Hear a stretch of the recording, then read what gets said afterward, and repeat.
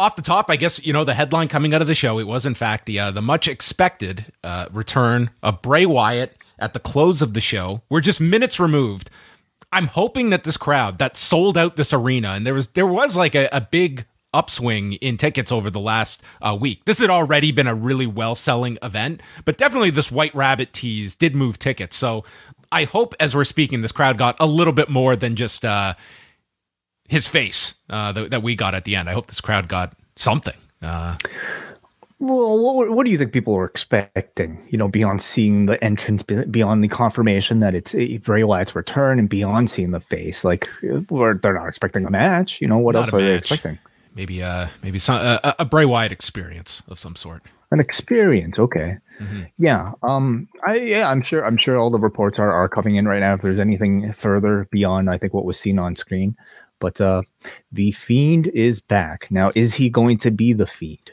Is he going to be some other iteration? He did show up with a new mask, and then he proceeded to take the mask off, revealing sort of like his dreadlock look. But yeah, well, should we talk about that first, or do you want to talk about that at the end? Yeah, we can start at the beginning. I mean, they had teases throughout the show, if you were paying attention to it, like subtly worked into the show. That was, they had like the image of the rabbit that you saw on SmackDown. I actually thought like watching SmackDown this morning that it was, that was all the fun and games for the Wei Ting crowd. That was the last few weeks. Last night was about making it as painfully obvious. And I think that, you've done the whole scavenger hunt. Now it's time to promote the show and that make it clear that he's coming. And I thought they achieved that on Friday. So tonight they had that. They had the shaky cam outside when the rabbit was taking pretty much just dropping some clues throughout the show to keep you remembering about the whole tease of that. And I thought that it was going to be more of a struggle in that main event, because at the beginning you had the "We Want Wyatt" chants, and after sitting through a 30-minute I Quit match, I think this audience, like, to them, the main event was Bray Wyatt. It was not any of the 6 matches. Certainly, yeah.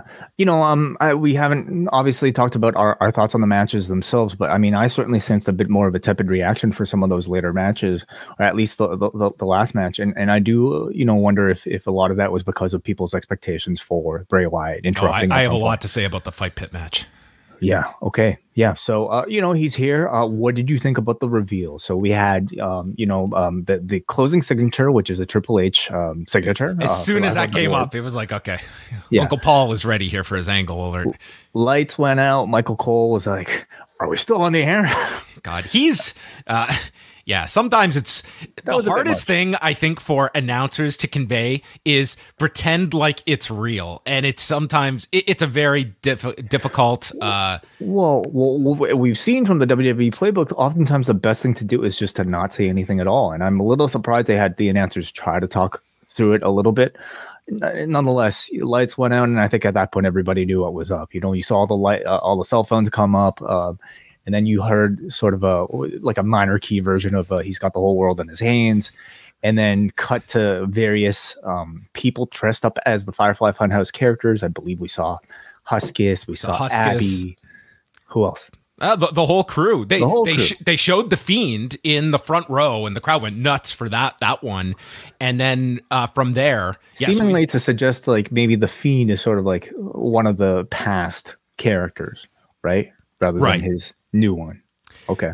Yeah, they had this setup with a door, and then we go inside sort of an abandoned Firefly Funhouse that's full of cobwebs, and then we go to a television set, and through the static images you see the image of this new face with a mask, and then the door in the arena opens, and it was actually shot very well, where you see the lantern that's covering Bray's face, and he comes out, the crowd sees the lantern and just goes nuts, and then moves the lantern. It's Bray under a mask. Whole crowd starts chanting "holy shit," and then he removes the mask, and you see Bray Wyatt, and then we just cut to what looks to be a new logo for him, and that was the end of the show.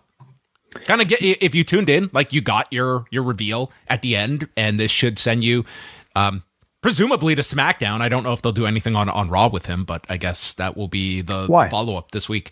I mean, it just seems like it's been a SmackDown angle. They've aired those videos everywhere. Okay, well, maybe Monday then. I guess I feel like because today was so brief, of really sort of an appearance from Bray Wyatt, that I think Raw will probably be the place you'd want to like build off of that momentum a little bit more, with a bit more presence from him.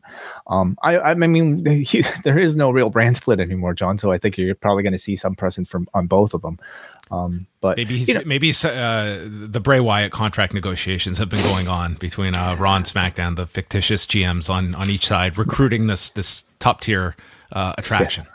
But all the lead up has been great. The chase has been done very well. Now it's the execution. Now to me is the heavy lifting. Now is the very difficult part. There will be a honeymoon phase for Bray Wyatt, but this is going to be the most analyzed character in professional wrestling. And there is going to be, I feel, a dividing line of people that are going to love that he's back, hate that he's back, and hopefully enough in between that they're now is the real test to bring a character like this into what has been largely a much more kind of serious approach that we have seen by and large under this regime, with a few exceptions of like the Dexter Lumis variety. But this is taking that example to a 10. Sure. Yeah. More serious, but I think there's a way of doing this that is more serious, John. Even though it's a supernatural character that wouldn't exist in real life, I think there's a way to tell the story that feels a bit more adult and a bit more sophisticated, which I'm hoping the teasers, are, if they're an indication, are telling us that, under different hands, maybe under a different sort of a final murder this guy and he comes back to life after being burnt to death on television. Yeah. The transition from all the pre-produced stuff to a real world setting is always going to be the most challenging thing. And especially the transition from, like a very compelling character on screen, in pre-production to a wrestling match is going to be the biggest challenge. How are they going to portray his matches to make them feel supernatural without being overly hokey? Like we've seen with The Fiend over and over again. I'm curious to see it. I'm curious to see what his first program is going to be. I think that's a big question. Like, who draws first up with Bray Wyatt? That has to essentially be a sacrificial lamb to reintroduce the character. It's like you're not like a lot of it is, and on top of it, like this character is going to be embraced as a babyface at the beginning, whether that is your long-term goal or not. That is how he is going to be received immediately. So that would become very difficult if it's a babyface being thrown at him on top of things. It's a lot, but this to me is one of the larger creative challenges we are going to see Paul Levesque have of a story to tell involving a character that he seems to be very fondly remembered, but in real time, was a character that I think was of grand frustration to many people and many performers that have also spoken about the challenges of working with this Fiend character and the stories that they had to go to. Yeah, and hopefully this time they've learned from whatever mistakes, and there were plenty of them that were made, during his last run. Something I will say though about like Wyndham Rotunda is that like the man has been very good at reinventing himself, and he, despite I think all the maybe bad memories we've had of some of the last run, I think this feels like it might be the hottest that he's been. Like, would you say, John? Like, I always think back to like WrestleMania 30. Like in New Orleans or like what was that? Yeah.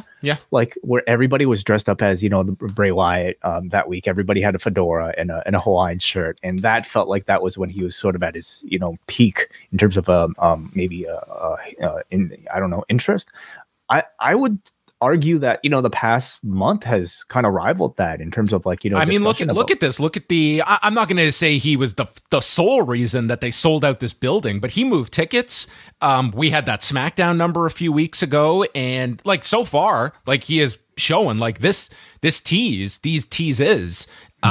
You can only go by the evidence that we have so far is that this audience has cared about this character coming back, and the reintroduction of him has been done very well. But that's only a you only have a shelf life to do the teases, and now it's the real work begins. We're all incredibly excited, I think, about the potential that, you know, a man with this level of creativity, and not just a man, but, you know, let's also mention the people that he's working with, including Rob Fee, who has been reported to be, you know, one of the architects of this entire angle. There's incredible potential for like incredible storytelling that has not been seen too often, if at all, before in professional wrestling. But does it require the right editor to, you know, make it transferable to a professional wrestling setting that's not too complicated for an audience or not too confusing for an audience? Yeah, as well. And, you know, the handling of the character, whether it's a babyface presentation, a heel, I think everyone is.